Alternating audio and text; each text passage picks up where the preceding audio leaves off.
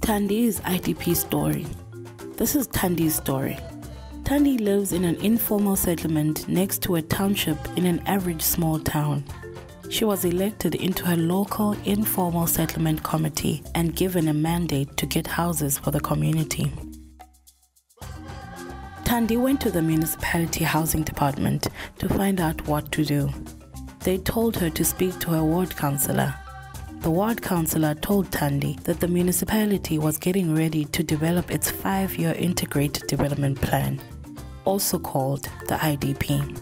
Thandi and her neighbors were able to use the IDP process to get their settlement upgraded. It was a long and challenging process. When Thandi first heard about the IDP, she did not know what it was all about. No one she spoke to could explain it to her in a way that made sense to her. The ward councillor said it was a prioritization of ward needs. But this was not specific enough to help Thandi come up with a plan of action to get her informal settlement upgraded. Thandi then did a bit of research on what the IDP was and how it could help her and her community. This story summarizes what Thandi learned and what she did. Hopefully Thandi's story will give you a better understanding of what the IDP is all about and help you develop your community. At the beginning of the 5-year period to produce an IDP, Thandi went to a general ward meeting in her ward. She heard that the process for developing a 5-year IDP was about to start. At this meeting, Thandi and her informal settlement committee members used this meeting to mobilize community support for the upgrading of her informal settlement. By the end of the meeting, there was general consensus within the meeting that the upgrading of the informal settlement was an issue of high priority for the ward. Many other priorities were also identified for the ward, like the building of a clinic, the fixing of stormwater drainage, renovating the old community hall, and many other things. This list of prioritized ward needs and opportunities was then taken up by the ward councillor and ward committee to the municipality and combined with the needs and opportunities of all the other wards. Thandi then discovered that there was an IDP representative forum where the key stakeholders and officials came together to further discuss and prioritize all the ward needs and opportunities across the whole municipality. Thandi went to the municipality to register as a representative of the Informal Settlement Committee and was accepted to participate on the IDP representative forum. She further mobilized support within this forum and spoke boldly on the challenges facing those living in informal settlements. She asked for and got more support from across all the wards for the prioritization of the issue of informal settlement upgrading. The municipal officials took all the prioritized development needs from the IDP representative forum and went away to produce a draft IDP. These officials further had the task of ensuring that the IDP addressed the key issues raised in the sector plans and that there was money from the municipality on commitments from other government departments where this was necessary to implement the projects identified.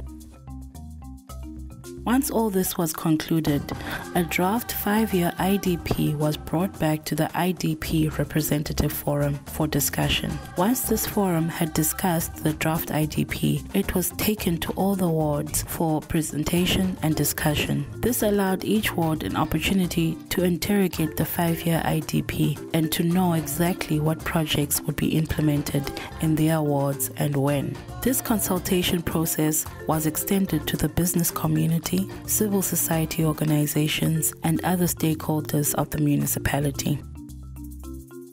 In Thandi's case, the 5-year IDP showed that communal toilets would be installed in her informal settlement in year 3.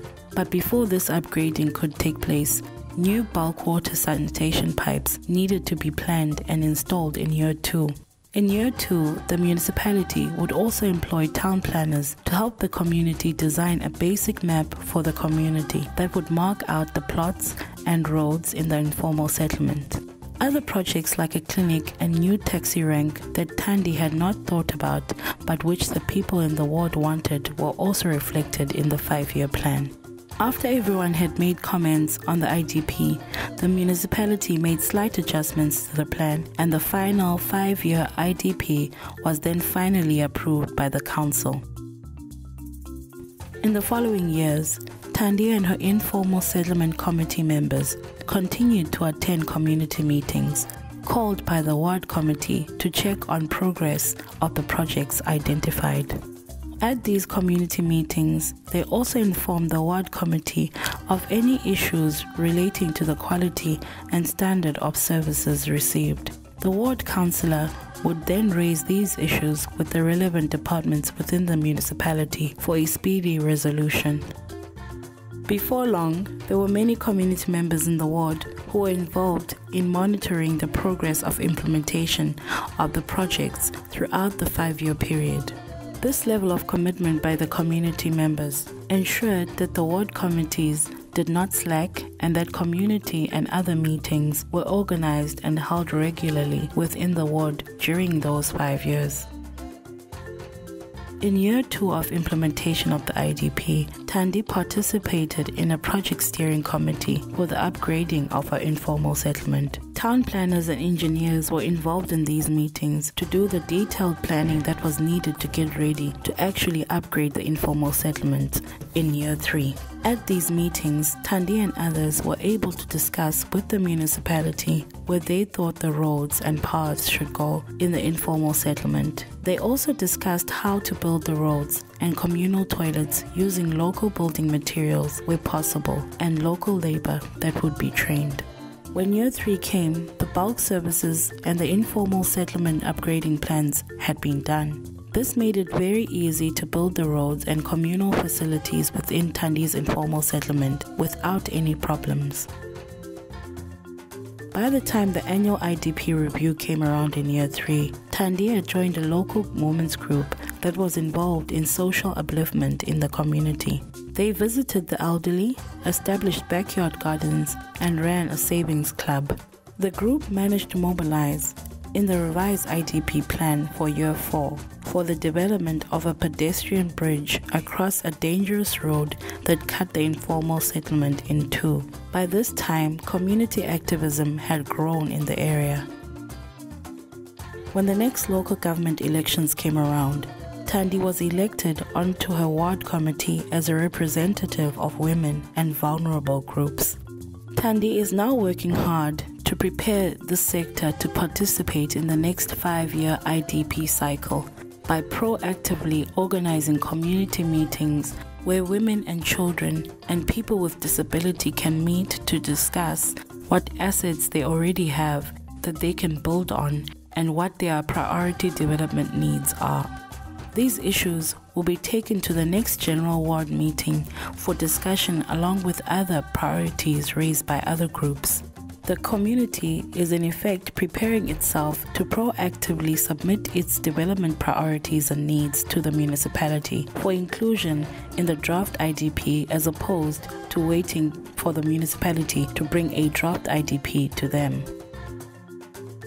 Thandi also still wants to see the people in her neighborhood get individual title deeds to their land and get more assistance from government to build better houses. The community has also identified a piece of land where they want to start a combined fish farming and chicken project. There are also crime prevention, skills development, and many other project ideas that the community has discussed in the past that they want to include in the next IDP.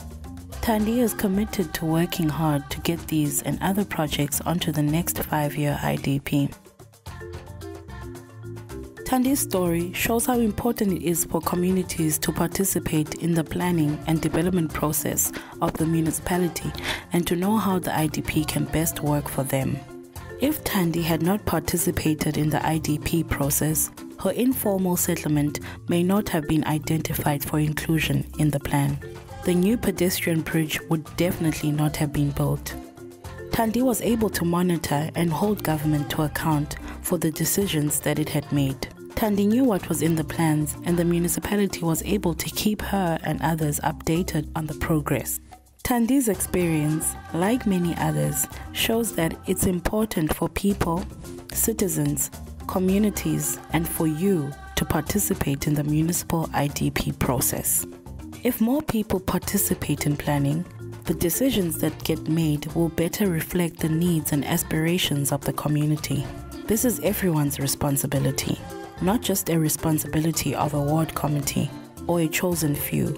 Your future is your responsibility, and you have every legal and legislated right to inform decisions about your own development. To find out more about the IDP process, visit the Afesis-corplan website at www.afesis.org.za. That is www.afesis.org.za. On this website, you will also be able to find out about other ways you can get involved in the development process in your community.